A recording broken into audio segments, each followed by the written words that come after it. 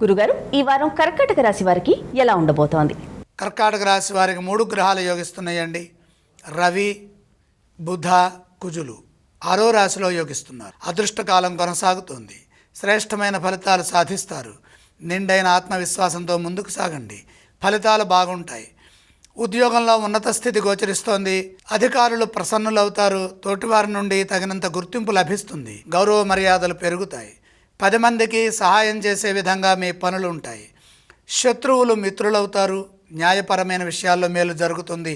సాంకేతికంగా ఎదుగుదలకు ఇది సరైన సమయం. విజ్ఞానాన్ని పెంచుకుంటూ సత్ఫలితాలని సాధించండి. ప్రయత్నానికి తగిన ప్రతిఫలం వస్తుంది. భవిష్యత్ అవసరాలకు తగ్గట్టుగా పనిచేయడం ద్వారా అధిక లాభాలు కలుగుతాయి.